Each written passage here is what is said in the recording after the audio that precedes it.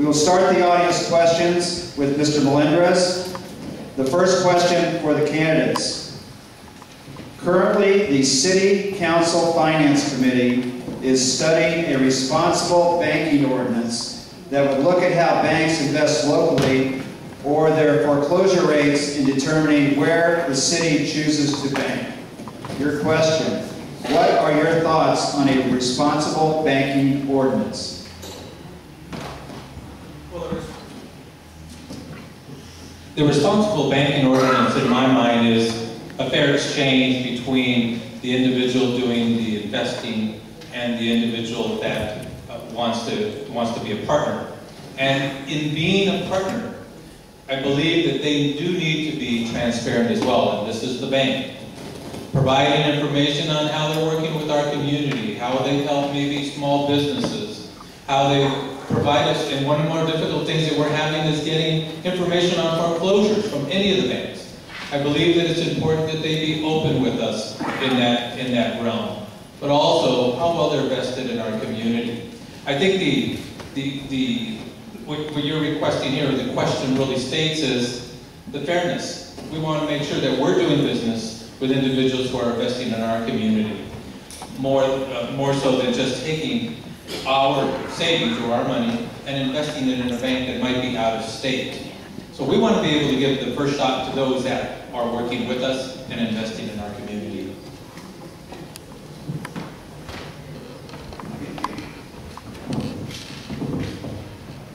I'm against the banking ordinance because when I was at Alvord Unified School District, we did similar situations where we capped spending, which it could do is limit your amount of spending. But to get the backup of what the details of that spending was very hard to do, because a low employee asking their higher ups, what did you spend the money on? They could not get the direct answer from them as to what the money was for.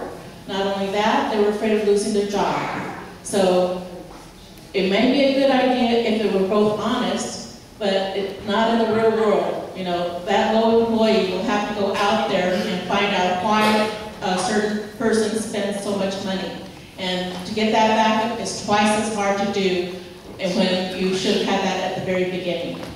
So as to that, I would have said, yeah, it might limit spending, but to get the details back of what that spending was about, and that's what we need, is to know what the details are of that spending. Thank you.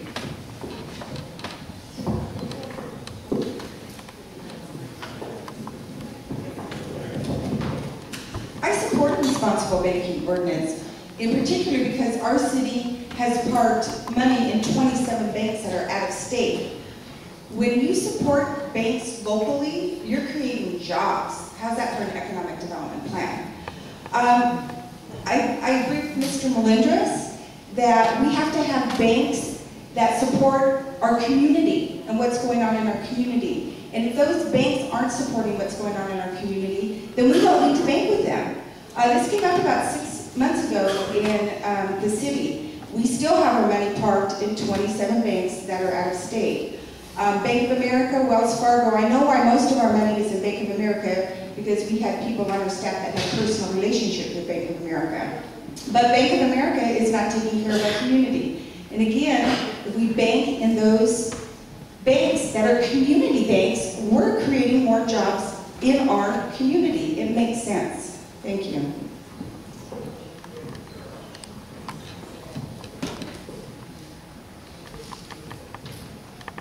Yeah, this question was posed to me earlier, and the way I answered it is the city doesn't regulate banks. The banks are regulated by the state. However, I'd like to add to that, if there's unfair banking practices going on, and we acknowledge that, then we should take some action on our own against it, not bank with those banks that have the unfair banking practices.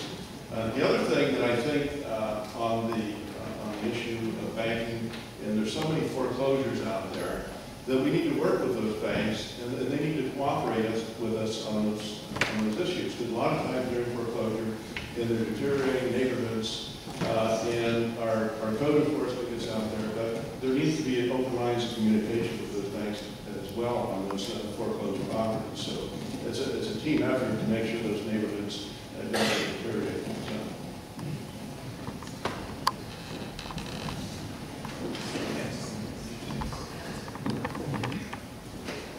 I think the responsible banking ordinance is something that is worthy of looking at. I'm one of the finance committee members, and I look forward to coming there. As Mr. Atkinson pointed out, cities can't actually regulate what a bank does. The place where we have some leverage would be our significant positive.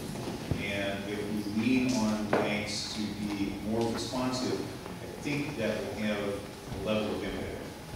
I have done some recent research. There's a list floating around of cities that reportedly have adopted responsible banking ordinances. Turns out that there is only one that's been adopted in the state of California. That's in San Jose, and it's actually fairly weak. So it's a kind of a new concept. It's interesting. It's certainly worthy of looking at, but it's nothing that I want to jump directly into without studying it. It's amazing, ladies and gentlemen, how experience could be the best teacher. I've practiced responsible banking without even knowing it.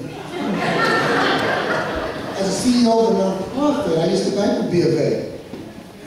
I no longer do that. I convinced our board of directors that I could find a better deal with a community bank. Number one thing that a banking ordinance should have, ladies and gentlemen, bank with a local bank. Not necessarily one of the big guys. You'd be amazed at the things that can be obtained by working with a community bank. That's one. Thank you very much. 30 seconds. 30 seconds. Thank you, guys. But again, folks, keeping money locally makes sense. Why we're investing outside our area, whether it's outside our city boundaries or our state boundaries, makes no sense. Thank you very much. Well, I do look forward to looking at the responsible banking ordinance and finding some ways to ensure that our money does stay in Riverside, and we lead by example and shop Riverside as best as we can. There are two responsibilities. One to our community, to make sure that we are reinvesting, or banks are reinvesting in our community, and the job creation piece is a good part of that. But also responsibility to our taxpayers. So to pull all of our money out of the existing banks, if that is going to negatively impact our city and the taxpayers, then that's something that we have to balance and take a look at. We have brought banks, including Bank of America, to the table when it comes to the foreclosure and distressed properties. We have a team that does go out there and make sure that the banks that own those homes are responsible for maintaining them and keeping them up. And time and time again, we have forced them even to come out here and take a tour of Riverside and see the cancers that those houses are to our neighborhoods. And so that's a quality of life issue that we have worked on already. Thank you.